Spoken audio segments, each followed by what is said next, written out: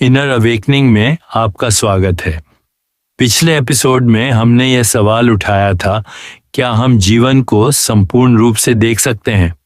टुकड़ों में नहीं, बल्कि पूरी जागरूकता के साथ। आज हम एक मूलभूत प्रश्न पूछते हैं, एक ऐसा प्रश्न जिसका उत्तर समाज, धर्म और राजनीति सभी ने देने की कोशिश की है। नैतिकता क्या है? कृष्णमूर्ति एक गहरी बात से शुरुआत करते हैं। हमारी जो नैतिकता है वह अनुपालन पर आधारित है। वह डर, परंपरा और पुरस्कार की भावना से बनी है। हमें बताया जाता है कि क्या अच्छा है, क्या बुरा, क्या करना चाहिए और क्या नहीं करना चाहिए, और इसी से एक ऐसी नैतिकता पैदा होती है जो वास्तव में नैतिक नहीं है, बस आज्ञाकारिता है। वे कहते हैं, नैतिकता वह अनुशासन नहीं है जो समाज, धर्म या सजा के डर से थोपी जाती है।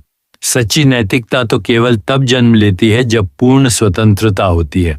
पर बिना नियंत्रण के नैतिकता कैसे हो सकती है? क्योंकि असली नैतिकता सच्ची अच्छाई समझ से पैदा होती है, नियमों से नहीं। जब आप हिंसा की प्रकृति को समझते हैं तो आपको कानून की जरूरत नहीं होती कि वह आपको हिंसा से रोके। जब आप लालच की झूठी प्रकृति को देखते हैं तो आपको उदार बनने के लिए किसी उपदेश की जरूरत नहीं। वह सहज रूप से उत्पन्न होता है अंतर्दृष्टि से। कृष्णमूर्ति पूछते हैं, क्या आप सही कार्य कर सकते हैं ना कि इसलिए कि किसी ने कहा या प्रशंसा पाने के लिए, बल्कि इसलिए कि आपका हृदय स्पष्ट रूप से देखता है। वे बताते हैं कि अनुशासन जैसा हम आमतौर पर समझते हैं वह अनुकरण है, बुद्धिमत्ता नहीं। आप अनुसरण करते हैं, तुलना करते हैं, अनुकूलन करते हैं, और ऐसा करते हुए आप यांत्रिक बन जाते हैं। लेकिन नैतिकता यांत्रिक नहीं है, वह जीवित है, सत्य की तरह।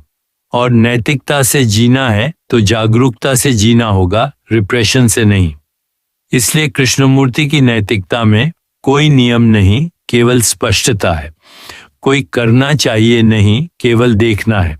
और जब आप स्पष्ट रूप से देखते हैं तो आप सही कार्य करते हैं, न कि इसलिए कि कोई आपको बता रहा है, न कि इसलिए कि आप परिणामों से डरते हैं, बल्कि इसलिए कि देखने और करने के बीच कोई विभाजन नहीं होता। तो अपने आप से पूछिए, क्या मैं इतनी गहराई से संवेदनशील जीवन जी सकता हूं जहां कार्य विवेक से निकले, न कि दबाव से? कृष्णमूर्ति कहते हैं, वही है असली नैतिकता।